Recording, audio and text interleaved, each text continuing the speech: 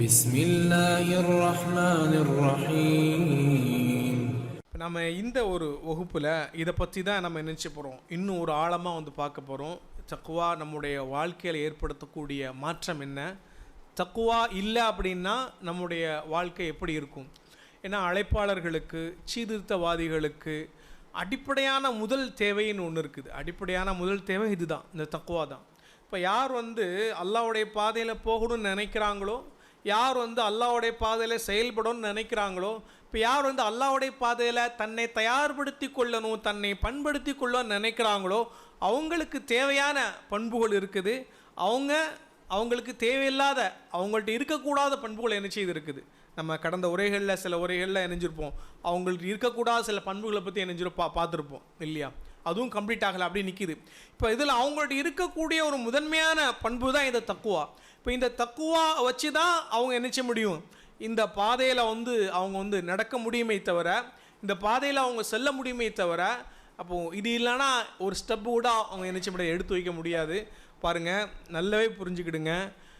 எல்லா காலகட்டத்திலையும் முஸ்லீம்கள் வந்து சிறுபான்மையராக தான் இருந்திருக்காங்க, குறைவாக தான் இருந்திருக்காங்க. எல்லாம் ரொம்ப ரேராக தான் முஸ்லீம்கள் அதிகமாக இருந்திருக்காங்க ஆரம்ப காட்டத்திலிருந்து. ஆனால் அவங்களுக்கு ஒரு வகையான உதவி, ஒரு வகையான பாதுகாப்பு கிடச்சிக்கிட்டே இருக்குது தானே. வரலாற்றை படித்து பார்க்கும்போது தெரியும். ஏன்னா இஸ்லாம் பல இடங்களுக்கு போச்சு, எல்லா இடங்கள்லையும் வேகமாக பரவுச்சு. ஆனால் பலத்தின் அடிப்படையில் பார்க்கும் பொழுது அவங்கள்ட்ட ஆயுத பலம் குறைவாக இருந்தாங்க, எண்ணிக்கையின் அடிப்படையில் குறைவாக இருந்தாங்க. ஆனால் அவங்களுக்கு ஏதோ ஒரு வகையில் உதவி, பாதுகாப்பு கிடச்சி கொண்டே இருந்தது. ஆனால் பல இடங்களில், சில இடங்கள்லையோ அடிக்கப்பட்டிருக்காங்க. இப்போ இந்த ரெண்டையுமே நம்ம எப்படி ஆராய்ஞ்சு பார்க்கணும் அப்படின்னா, ரெண்டு விஷயத்தை கொண்டு பார்க்கணும். ஒன்று, முஸ்லீம்களுடைய வாழ்க்கையில் செயல்படக்கூடிய நீதிகள் ஒன்று இருக்குது. முஸ்லீம்களுடைய வாழ்க்கையில் செயல்படக்கூடிய நீதிகள், இப்போ இந்த உலக வாழ்க்கையில் செயல்படக்கூடிய நீதிகள் என்ன செய்து ஒன்று இருக்குது இல்லையா. இப்போ இந்த ரெண்டையை வச்சு தான் நம்ம என்ன செய்து பார்க்க முடியும். இப்போ நமக்கு அல்லாஹ்வுடைய இப்போ தனி மனித வாழ்க்கையாக இருக்கட்டும், ஒரு சமூக வாழ்க்கையாக இருக்கட்டும், ஒரு இயக்க வாழ்க்கையாக இருக்கட்டும், ஒரு கூட்டு வாழ்க்கையாக இருக்கட்டும், இப்போ எல்லாத்துக்கும் இந்த விதி பொருந்தக்கூடியது.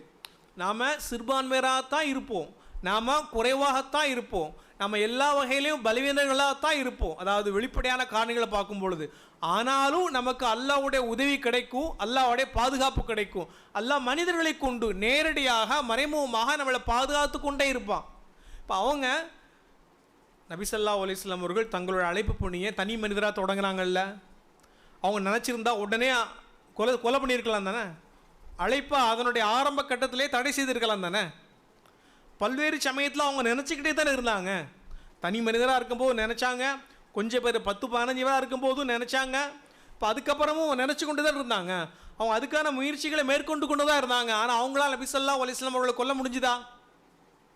வல்லாஹு யஸிமுக மினன் நாஸ் அல்லாஹ் சொன்னான். அல்லாஹ் மக்கள்கிட்ட வந்து நினச்சா அவங்கள பாதுகாப்பான் அப்படின்னு. இப்போது அந்த அந்த அந்த சூழல் இருக்கா இல்லையா, அந்த சூழல் பல்வேறு காலகட்டத்திலையும் பல்வேறு இடத்துலையும் வந்தே தீரும். இப்போ நாம் சிறுபான்மையோராக இருப்போம், நாம் குறைவாக இருப்போம். வெளியேந்து பார்க்கும் பொழுது நம்மளை ஒன்றுமே இல்லாமல் ஆக்கிடலாம், காலி பண்ணிடலான்னு அவங்களுக்கு தோணும், ஏன் நமக்கே தோணும். ஆனால் அத்தனையும் தாண்டி நம்ம எதிர்பாராத விதமாக நம்ம என்ன உதவி செய்யப்படுவோம். பாருங்கள், யூதர்கள் வந்து ஒரு கட்டத்தில் அவங்க கோட்டையில் போய் ஒளிஞ்சிக்கிட்டாங்க. கோட்டையில் போய் ஒளிஞ்சிக்கிட்டு அவங்களுக்கு தேவையான எல்லா உணவுகளும் உள்ளே இருக்குது, நாங்கள் உள்ளே இருந்துருவோம், வெளியே என்ன செய்ய மாட்டோம், வரமாட்டோம். முஸ்லீம்கள் எவ்வளோ தூரம் எங்களுக்காக காத்துக்கிட்டு இருப்பாங்க, முஸ்லீம்கள் எவ்வளோ தூரம் எங்களுக்காக என்ன செய்வாங்க, காத்துக்கிட்டு இருப்பாங்க. இப்போ இப்படி அவங்க இருமாப்போடு இருந்தாங்க. திடீர்னு பார்த்தா அல்லாஹ் அவங்களோட உள்ளத்தில் மாற்றத்தை ஏற்படுத்தி அவங்க உள்ளத்தில் பீதியை உண்டாக்கிட்டான், பயத்தை உண்டாக்கிட்டான். வெளியே வந்தாங்க, வெளியே வந்து என்ன செய்ய மாட்டாங்க, தண்டிக்கப்பட்டாங்க. இப்போ அவங்களே எதிர்பார்க்கல, அவங்களுடைய சொத்துக்களை விட்டுட்டு, அவங்களுடைய எல்லாத்தையும் விட்டுட்டு என்ன செய்வாங்க, அவங்க துரத்தி அடிக்கப்பட்டாங்க. அது இப்போ இது என்ன அப்படின்னா, வெளிப்படையாக நாம் ஒன்று பார்ப்போம் இல்லையா. இப்போ அதை தாண்டி மறைமுகமாக அல்லாஹ்வுடைய விதி இங்கே செயல்பட்டு கொண்டே இருக்கும். எப்போ அப்படின்னா, நம்மள்ட்ட தக்குவா இருக்கும் பொழுது. இப்போ தனிப்பட்ட வாழ்க்கையில் அல்லாஹ் தக்க சமயத்தில் நமக்கு உதவி செய்வதை நாம் உணர முடியும், தக்க சமயத்தில் அவனுடைய பாதுகாப்பு வந்து சேர்வதை நம்ம உணர முடியும். எப்போன்னா தக்குவா இருந்தால் மட்டும்தான். இப்போ இந்த தக்குவாவுடைய வாழ்க்கையை வந்து நமக்கான அந்த உதவியை, நமக்கான அந்த பாதுகாப்பை கொண்டு வந்து சேர்த்து கொண்டே இருக்கும். இப்போ நாம் பலவீனமானவர்கள் தான், ஆனால் எப்போ பலமடைவோம், அல்லாஹ்வோட அந்த பாதுகாப்பை பெறும் பொழுது, அல்லாஹ்வுடைய அந்த உதவியை பெறும்போது தான் நாம் நினைச்சிரோம் பலம் அடைகிறோம். அல்லாஹ் தன்னுடைய வானவர்களை கொண்டு மலக்குமார்களை கொண்டு நினைச்சிடான் நமக்கு உதவி செய்யறான். நாம அறியாத புறத்திலிருந்து நம்ம நினைச்சிடான் உதவி செய்யறான். பலத்தன் திருக்குறான் அல்லாஹ் வாக்குறுதியாக கொடுக்குறான். உமை எத்தகில்லாக, இந்த வசனம் ரொம்ப முக்கியமானது. உமை எத்தகில்லாக இஜஅல் லஹு மஹ்ரஜா வயர்ஸுகுஹு மின் ஹைஸு லா யஹ்தஸிப் உமை தவக்கல் அலல்லாஹி ஃபஹுவ ஹஸ்புஹு. பாருங்க, இது ரொம்ப வாழ்க்கையில், நம்முடைய வாழ்க்கையில் இந்த ஒரு தருணத்தை நம்ம பார்த்துக்கிட்டே இருக்கலாம். எப்போ பார்த்துக்கிட்டே இருக்கலாம் அப்படின்னா, நம்மள்கிட்ட தக்வாவுடைய வாழ்க்கை இருந்தால், நம்முடைய பேணுதலான வாழ்க்கை இருந்தால் நம்ம நினைச்சலாம் பார்க்கலாம். அது என்ன? உமை எத்தகில்லாஹ இஜஅல் லஹு மஹ்ரஜா. இப்போ நமக்கான பிரச்சனைகள் வரும். சில பிரச்சனைகளும் தீர்க்க முடியாத பிரச்சனைகள் நினச்சிக்கிட்டு இருப்போம், தீர்க்க முடியாத சிக்கல் நினச்சிக்கிட்டே இருப்போம். அவ்வளோதான் நம்முடைய வாழ்க்கை. இதிலிருந்து மீளக்கூடிய, இதிலிருந்து வெளியேறக்கூடிய வழியே இல்லை, நாம் தொலைஞ்சிட்டோம், இப்படியான எண்ணங்கள் வந்து சேரும். ஆனால் திடீர்னு பார்த்தா எதிர்பாராத விதமாக அதுலேருந்து நம்ம காப்பாற்றப்பட்டிருப்போம், அதுலேருந்து நம்ம மீண்டு வந்திருப்போம். இப்போ யாருக்கு நிகழும் அப்படின்னா பாருங்கள், அல்லாஹ் வந்து நம்பிக்கையாளர்களுக்கு சோதனைகளை கொடுப்பான், கஷ்டங்களை கொடுப்பான். ஆனால் என்ன செய்ய மாட்டான்? அவங்கள கைவிட்டு விட மாட்டான். இப்போ அவர்கள் பிரச்சனைகளை சிக்கி கொள்ளும் பொழுது அல்லாஹ் அவங்களுக்கான ஒரு வெளியேறும் இடத்தை நிச்சயமாக ஏற்படுத்துவான். எங்கிருந்து உதவி கிடைக்கும், எங்கிருந்து பாதுகாப்பு கிடைக்கும்னு தெரியாது. ஆனால் அல்லாஹ் என்ன செய்வான்? தக்க சமயத்தில் அந்த உதவியை, அந்த பாதுகாப்பு அல்லாஹ் நிச்சயமாக ஏற்படுத்துவான். உமை எத்தகில்லாஹ இஜஅல் லஹு மஹ்ரஜா, அவருக்கு நாம் என்ன செய்வோம்? ஒரு வெளியேறும் இடத்தை ஏற்படுத்துவோம். வயர்ஸுகுஹு மின் ஹைஸு லா யஹ்தஸிப், அவர் அறியாத புறத்திலிருந்து, அவர் நினைத்து பார்க்காத புறத்திலிருந்து அவருக்கான ரிஸ்கை, அவருக்கான உதவியை, அவருக்கான பாதுகாப்பை, அவருக்கான வாழ்வாதாரத்தை அவருக்கு தேவையான நம்ம விஷயம் வழங்குவோம் நல்லா சொல்கிறான். அப்போ இது எதனால் கிடைக்குது? இது தக்வானால தான் கிடைக்குது. பாருங்கள், நம்முடைய பலத்தை மட்டும் நம்ம நம்பி இருந்தோம் அப்படின்னா நாம் இங்கே செயல்பட முடியாது. தனி மனித அடிப்படையில் நாம் பலவீனர்கள் தான், சமூக அடிப்படையில் நாம் பலவீனர்கள் தான், எல்லா வகையிலும் நாம் வந்து பலவீனர்கள் தான். அல்லாஹ் என்ன செய்யறான்? நமக்கான உத்தரவாதங்களை கொடுக்குறான். இங்கே இந்த வாழ்க்கையில் உத்தரவாதங்கள் கிடையாது. இங்கே என்ன வேணால் நிகழலாம், எந்த சமயத்தில் என்ன வேணால் நிகழலாம், அப்படித்தானே? அப்படித்தான் இந்த வாழ்க்கை இருக்குது. ஆனால் இந்த வாழ்க்கையில் அல்லாஹ் சில உத்தரவாதங்கள் கொடுக்குறான். அந்த உத்தரவாதங்களை நம்முடைய அனுபவத்தில் உணர முடியும். அந்த உத்தரவாதங்கள் எப்போ உணர முடியும் அப்படின்னா, அனுபவத்தில் மட்டும்தான் அந்த உத்தரவாதங்களை உணர முடியும். இப்போ அதில் ஒரு உத்தரவாதம் என்ன? உமை எத்தகில்லாஹ இஜஅல் லஹு மஹ்ரஜா. இது அல்லாஹ்வுடைய ஒரு, அல்லாஹ் கொடுக்கக்கூடிய ஒரு உத்தரவாதம் இது. இப்போ நீங்கள் தக்வாவுடைய ஒரு வாழ்க்கையை வாழ்ந்தீங்க அப்படின்னா, பேணுதலான ஒரு வாழ்க்கையை வாழ்ந்தீங்க அப்படின்னா, இப்போ அல்லாஹ்வுடைய சட்டங்களுக்கு, வழிகாட்டல்களுக்கு உட்பட்டு உங்களுடைய வாழ்க்கையை நீங்கள் அமைத்து கொண்டா அல்லாஹ் என்ன செய்வான்? இஜஅல் லஹு மஹ்ரஜா. அப்போ உங்களுக்கு பிரச்சனைகள் வரும் பொழுது, நீங்கள் சிக்கல்களால் சூழப்படும் பொழுது, நீங்கள் வெளியேறக்கூடிய ஒரு வெளியேறும் இடத்தை என்ன செய்வான்? அல்லாஹ் ஏற்படுத்துவான். நீங்கள் பலருமே அவங்களோட அறிவை கொண்டு யோசிச்சு பார்க்கும் பொழுது, எனக்கு இத்தனை கோடி ரூபா கடன் இருக்குது, எனக்கு இவ்வளோ பிரச்சனைகள் இருக்குது, எனக்கு இன்னென்ன ஆபத்துகள்லாம் இருந்துக்குது, நான் தீராத பெரு நோயில் மாட்டிக்கிட்டேன், நான் எப்படி மீண்டு வர்றது அப்படின்னு அறிவை கொண்டு பார்க்கும் பொழுது மீண்டு வர முடியாது இல்லையா? பெருநோயால் பாதிக்கப்பட்டால் அவ்வளோதான், சாகத்தான் செய்யணும். இவ்வளோ கோடின்னா என்னோட மாத சம்பளம் இவ்வளோ தான் வருது, அந்த கடனை அடைக்கவே முடியாது. இவ்வளோ சிக்கல்கள்னா ஒன்று முடிஞ்சால் இன்னொன்று வருது, இன்னொன்று முடிஞ்சால் சிக்கல் மேலே வந்துக்கிட்டே இருக்குது. இப்போ நம்முடைய அறிவை கொண்டு யோசிச்சு பார்க்கும்பொழுது நாம் நிராசை அடைஞ்சிருவோம். அந்த இடத்துல அல்லாஹ்வுடைய உத்தரவாதத்தை முன்னாடி வைக்கும் பொழுது, இல்லை தக்வாவுடைய வாழ்க்கையை வாழ்ந்தா அல்லாஹ் எனக்கு உதவி செய்வான் அப்படின்னு நம்ம நினைக்கும் போது அல்லாஹ் என்ன செய்வான்? கண்டிப்பாக அதை கொண்டு வருவான். அதாவது ஆரம்ப கட்டத்தில் முஸ்லீம்கள் எப்படி இருந்தாங்க அல்லாஹ் அதை வர்ணிக்கிறான். ரொம்ப சொற்பமாக இருந்தாங்க, ரொம்ப குறைவாக இருந்தாங்க. அவங்க அப்படியே இராய்ஞ்சி செல்லப்படக்கூடிய, அதாவது அப்படியே கூண்டோடு தூக்கி அழிச்சிடலாம் அப்படித்தான் இருந்தாங்க. அதே நிலையில் இருந்தாங்க, அதே நிலையில் பலவீனமாக இருந்தாங்க. அப்படித்தான் அந்த அவங்களுடைய சூழல் அப்படித்தான் இருந்தது. அதாவது என்ன, எதிரிகள் நினச்சா ஒரு நசுக்கிடுவாங்க, ஒன்று சேர்ந்துட்டாங்களா அவ்வளோதான். ஆனால் ஒன்றும் சேர்ந்தாங்க அவங்க. அகல் போரில் ஒட்டுமொத்த எதிரிகளும் ஒன்று சேர்ந்து முஸ்லீம்களை ஒன்றும் இல்லாமல் ஆக்கக்கூடிய அந்த சந்தர்ப்பங்கள் வந்தது. இப்போ அந்த சந்தர்ப்பத்தில் அல்லாஹ் என்ன செய்கிறான்? யாருமே எதிர்பாராத விதமாக முஸ்லீம்கள்லாம் கவலையில் இருக்கிறாங்க. கவலையில் இருக்கும்போது அல்லாஹ் என்ன செய்கிறான்? எதிரிகளோட உள்ளத்தில் பீதியை போடுறான், கடும் குளிரை என்ன செய்கிறான்? ஏற்படுத்துகிறான். அவங்கள்லேருந்தே ஒருத்தர் திடீர்னு இஸ்லாத்துக்கு வர்றாரு. இஸ்லாத்துக்கு வந்து என்ன செய்கிறாரு? அவங்கள அச்சமூட்டும் விதமாக அல்லாஹ்வுடைய தூதர் ஸல்லல்லாஹு அலைஹி வஸல்லம் அவங்களோட வழிகாட்டின் பேரில் அச்சமூட்டும் விதமாக என்ன செய்கிறாரு? அவங்கள்ட்ட சொல்கிறாரு.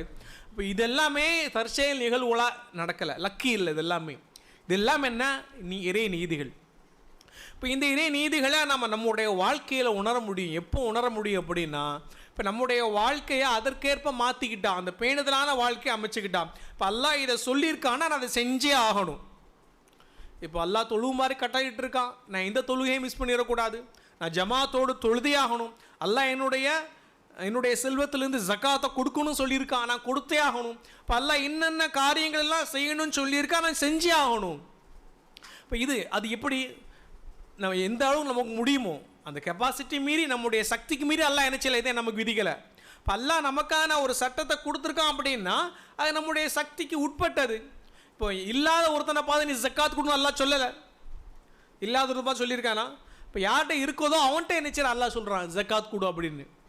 இப்போ இந்த மாதிரி தான் அல்லாஹ் ஒருத்தன்கிட்ட என்ன இருக்குதோ, ஒருத்தன்கிட்ட என்ன திறமை இருக்குதோ அது நீ அல்லாஹ்வுடைய பாதையில் என்ன செய்ய பயன்படுத்துன்னு சொல்கிறான். அப்போ இந்த ஒரு தக்வாவுடைய வாழ்க்கையை நான் ஹலாலை கரெக்டாக ஃபாலோ பண்ணுவேன், ஹராமை விட்டு நான் என்ன செய்வேன், தவிர்த்துருப்பேன், அல்லாஹ் சொன்ன காரியங்களை நிறைவேற்றுவேன், அல்லாஹ் இதிலிருந்து விலகி இருக்குமாறு கட்டளை இட்டுள்ளான், அதிலிருந்து விலகி இருப்பேன். அப்போ என்னுடைய வாழ்க்கை தான் தோன்றித்தனமான வாழ்க்கை இல்லை, என்னுடைய வாழ்க்கை மன இச்சையின் அடிப்படையிலான வாழ்க்கை அல்ல, என்னுடைய வாழ்க்கை அந்த சூழல் எப்படி சொல்கிறதோ, என்விரான்மெண்ட் எப்படி இருக்கிறதோ அப்படியான வாழ்க்கை இல்லை. இப்போ என்னுடைய வாழ்க்கை ஒரு செலிபிரிட்டியை பார்த்து, ஒரு பிரபலியத்தை பார்த்து அந்த அடிப்படையில் வாழ்க்கை அல்ல. இப்போ என்னுடைய வாழ்க்கை எப்படி இருக்குது என்றால் தக்வாவுடைய வாழ்க்கையாக இருக்குது, அல்லாஹ்வுடைய மார்க்கத்திற்கு உட்பட்ட வாழ்க்கையாக இருக்குது, அல்லாஹ் கூறியிருக்கிறான் என்பதற்காக நான் எப்படி வாழ்கிறேன். அப்போ இந்த இடத்துல நம்ம அப்படி ஒரு வாழ்க்கையை வாழும் பொழுதும் அந்த உத்தரவாதத்தை நிச்சயம் பார்க்கலாம். அப்போ நாம் கவலைப்பட வேண்டிய அவசியம் இல்லை, பயப்பட வேண்டிய அவசியம் இல்லை, இல்லையா? இப்போ அல்லாஹ் குர்ஆனில் சொன்னா இல்லையா, வலா ஹவுஃபுன் அலைஹிம் வலா ஹும் யஹ்ஸனூன், அவர்களுக்கு கவலை கிடையாது, அவர்களுக்கு பயம் கிடையாது. இப்போ நான் தனியாக இருக்கிறேன், எனக்கு யாருமே இல்லை அப்படின்னா எனக்கு கவலை வரும், எனக்கு பயம் வரும். எனக்கு உதவி செய்வதற்கு அல்லாஹ் இருக்கிறான், நான் அல்லாஹ்வுடைய மார்க்கத்தில் இருக்கிறேன், அல்லாஹ்வுடைய மார்க்கத்தை பின்பற்றி கொண்டு இருக்கிறேன், என்னை பாதுகாப்பதற்கு அல்லாஹ் இருக்கிறான் அப்படின்னா நான் ஏன் கவலைப்படணும், நான் ஏன் பயப்படணும்? இப்போ இந்த இடத்துல பாருங்கள், இதை நம்ம அனுபவபூர்வமாக உணர்ந்து கொள்ள முடியும். இதை நம்ம என்ன சொல்லுவோம், இதுக்கு தான் நம்ம அந்த ஈமானிய அனுபவம் நினைச்சுன்னு சொல்லுவோம். இது நம்முடைய வாழ்க்கையில் வெறுமனே சில பேச்சை கேட்டு நம்முடைய ஈமான் அதிகரிக்காது, நம்முடைய பேச்சை கேட்டு நம்முடைய ஈமான் நினைச்சாது உயராது. அது மட்டும் இல்லை, சில அந்த தற்காலிகம் நினைச்சலாம் ஒரு மனிதனுடைய பேச்சு கூட ஈமான் அதிகரிக்கலாம். ஆனால் ஈமான் எப்போ அதிகரிக்கும் அப்படின்னா இந்த சந்தர்ப்பங்களை வாழ்க்கையில் இந்தந்த தருணங்களை எதிர்கொள்ளும் பொழுது, இந்த இக்கட்டான சூழல்களில் நான் மாட்டிக்கிட்டு தவிச்சேன், அற்புதமான முறையில் அல்லாஹ்வுடைய உதவி வந்து சேர்ந்தது, அல்லாஹ் என்ன செய்யறான் தக்க சமயத்தில் என்ன செய்யலாம் பாதுகாத்தான், இது குருட்டுத்தனம் அல்ல, இது தற்செயல் அல்ல, முழுக்க முழுக்க அல்லாஹ்வுடைய உதவி தான் இது அப்படின்னு நினைக்கும் போது இப்போ அந்த தருணங்கள் தான் நம்முடைய ஈமான அதிகரிக்கும். இப்போ அந்த தருணங்கள் அதிகரிக்க அதிகரிக்க நாம் இஸ்லாத்தில் உறுதியாகி கொண்டே போவோம். இப்போ அந்த தருணங்களை அதிகரிக்க அதிகரிக்க நம்ம ஈமானில் உயர்நிலை அடைஞ்சிக்கிட்டே போவோம், யாராலையும் நம்மளை வழிகெடுக்க முடியாது. இப்போ ஈமான் அதிகரிக்கும் தானே, ஈமான் அதிகரிக்கும் தானே. எப்போ ஈமான் அதிகரிக்கும்? இந்த மாதிரியான தருணங்களை எதிர்கொள்ளும் போது. இப்போ அல்லாஹ்வுடைய பாதையில் போகும்போது தான் மௌலானா மௌதூதி ஒரு வார்த்தை சொல்லுவார், குர்ஆன் யாருக்கு புரியும் அப்படின்னா யார் குர்ஆன் காட்டிய பாதையில் செயல்படுறாங்களோ அவங்களுக்கு தான் குர்ஆன் புரியும், இல்லைன்னா சம்மந்தமே இல்லாமல் இதை ஏன் குர்ஆன் நம்மள்கிட்ட சொல்லுது நம்ம புரிஞ்சிட்டு இருப்பாங்க. இப்போ உங்களோட வாழ்க்கையை ஒரு ரூட்டில் இருக்குது அப்படின்னா, குர்ஆன் ஒரு ரூட்டு சொல்லுது அப்படின்னா, நீங்கள் உங்கள் வாழ்க்கையில் வேறு ரூட்டில் போயிட்டீங்க அப்படின்னா குர்ஆனுடைய போதனைகள் வந்து நினச்சியாது புரியாது. அப்போ குர்ஆன் சொல்லக்கூடிய அந்த பாதையில் போகும்போது தான் குர்ஆன் நமக்கு அருளப்பட்டது போல தோணும். குர்ஆன் நமக்கு அதான் குர்ஆனில் யாரை பற்றி சொல்லப்பட்டிருக்கு, நம்மளை பற்றி தான் சொல்லப்பட்டிருக்கு. அது ஒரு குறிப்பிட்ட காலத்திற்கு, அந்த குறிப்பிட்ட இடத்திற்கு, அந்த குறிப்பிட்ட மக்களுக்கு மட்டும் சொந்தமானதில்லை. இப்போ அந்த குர்ஆனில் அல்லாஹ் எதை பற்றி பேசுகிறான் அப்படின்னா, என்றுமே மாறாத அந்த மனித இயல்புகள் இருக்கா இல்லையா, அந்த சஹாபாக்கள் எந்த வகையான இயல்புகளை கொண்டிருந்தாங்களோ அதே வகையான இயல்புகள் தான் நமக்கு இருக்குது. இப்போ அவங்களுக்கு என்ன வழிகாட்டுதல் கொடுக்கப்பட்டதோ அதே வழிகாட்டுதல் நமக்கு கொடுக்கப்பட்டிருக்கு. இப்போ அந்த இயல்புகளில் மாற்றம் நிகழுமா? 2000 வருஷத்துக்கு முந்தி ஒரு மனுஷன் வாழ்கிறான்னு வச்சுக்கிட்டிங்களேன், அவனுக்கு வேறு வகையான இயல்பு இருந்திருக்கு, எனக்கு வேறு வகையான இயல்பு இருக்குது, இப்படி சொல்ல முடியுமா? யாராவது சொல்ல முடியுமா? மனித இயல்புகளில் மாற்றம் நிகழுதா? நமக்கு முன்னாடி திருக்குறள், குர்ஆன் ஒரு பக்கம் வச்சுக்கிடுங்க, திருக்குறள் எவ்வளோ நாளுக்கு முன்னாடி இருக்குது? 2000 வருஷத்துக்கு முன்னாடி. அதில் சொல்லப்பட்ட விஷயம் அதில் எப்படி இருக்குது, மனுஷன் எப்படிலாம் யோசிக்கிறான்னு சில விஷயங்கள் தெரிய வருது இல்லையா?